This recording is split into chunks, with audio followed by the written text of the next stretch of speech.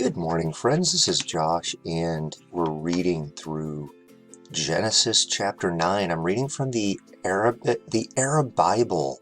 Super cool tool that was created by someone that knows Arabic really well.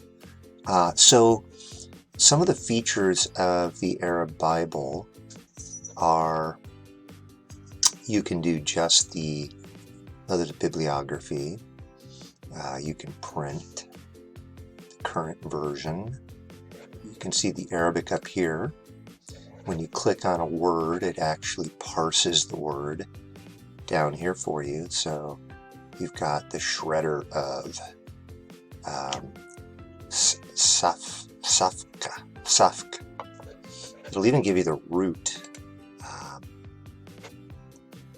Safk.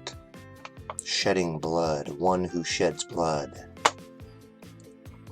Parses it for you. You can go text only.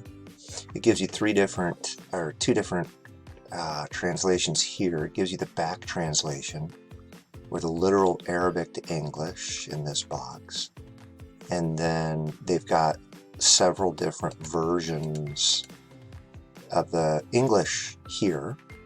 And then I really love this. They've got notes on the different verses. Usually it's grammatical notes. That's nice. I didn't realize I could do that.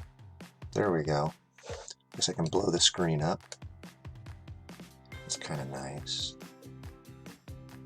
The issue with that is I think my screen share will go quite that big. We'll drop it back down to... All right. Well, let's just take a look. Yesterday we started into Genesis 9. We're in verse 6. So here we go.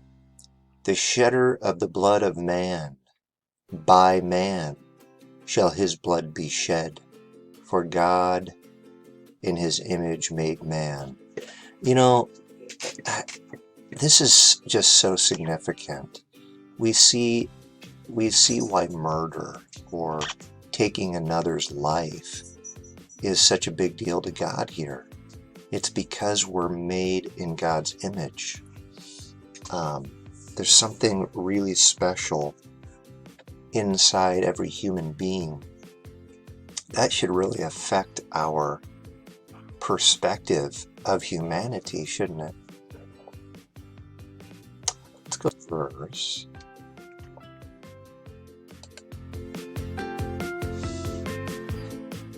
So you be fruitful and multiply, and produce in the earth, and become numerous in it. Remember, this is right after the flood. God's talking to Noah here. All right. And God spoke to Noah and his sons with him, saying, And behold, I am establishing my covenant with you and with your seed or descendants after you. Okay, this is the first time in the Bible we see God talking about making a covenant with man.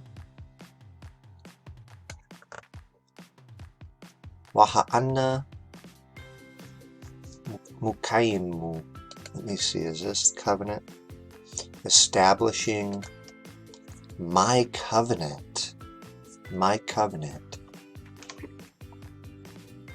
This word right here is just so important. Basically, covenant means a promise to do something. This verse is a continuation of the previous verse. Next, note that the double preposition, idiom, min, let's see where this is at. Here it is. Min, after, ba'adkom, I believe is what that is. Ba'adkom, after you. From after you. Simply means after. The word bad is a declinable preposition. It ends in a, except when it itself an object of another preposition, in which case it ends in I. Next, note that the active participle establishing takes a direct object, my covenant, just as its verbal counterpart would.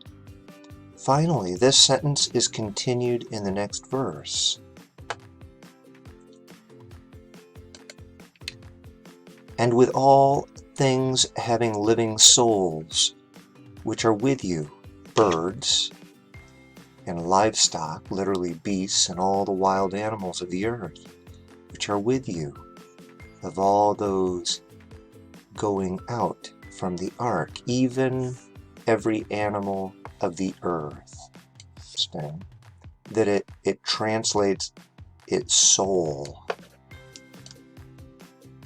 Whoop. Trying to drag my head back out here. Didn't want to let me. Okay. This verse is a continuation of the previous verse. Next, the word be he and each of its variations, including the genitive singular and the plural, express a possessive relationship. It can be translated as owner of, possessor of, one having, etc. So in the first part of this verse, all things having living souls. Interesting. All things having living souls.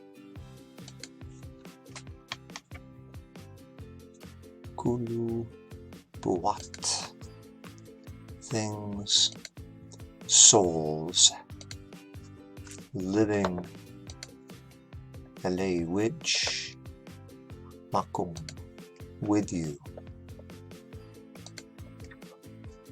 Birds,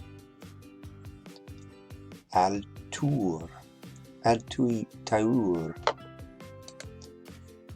And livestock, interesting, okay. I will establish my covenant with you.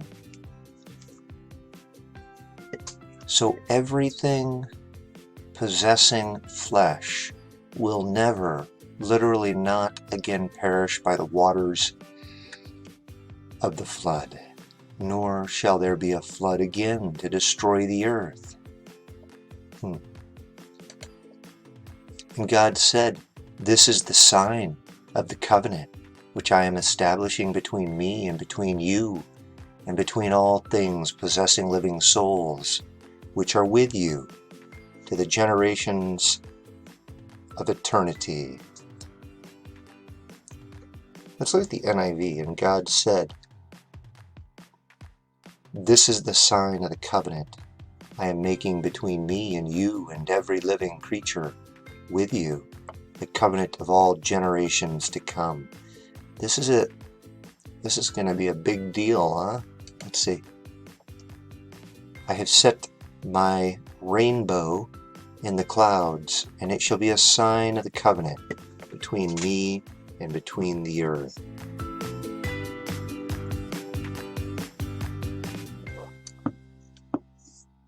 Very interesting.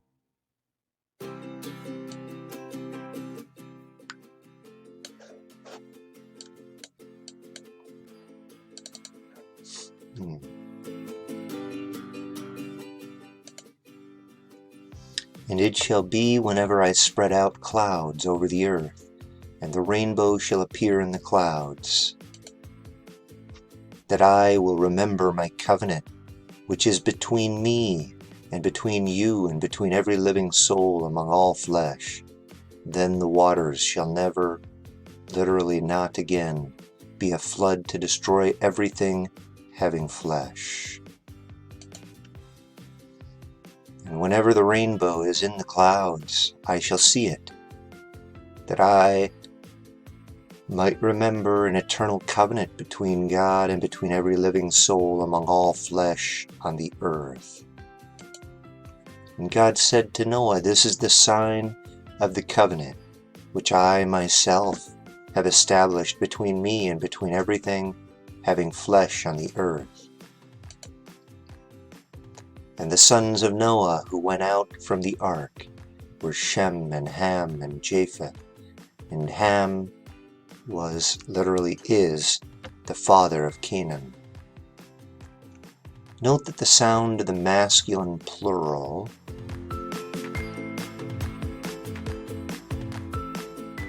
loses its final nun ending, see right 1 on page 250D, when it appears as the first or middle term of an idafa,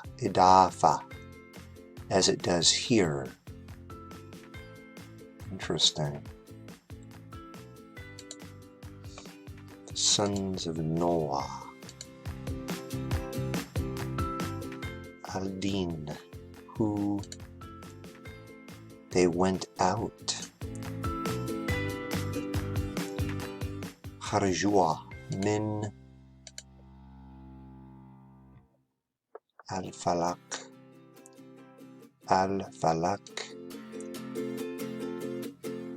Shem, Waham, Wa Yafesh, Japhesh,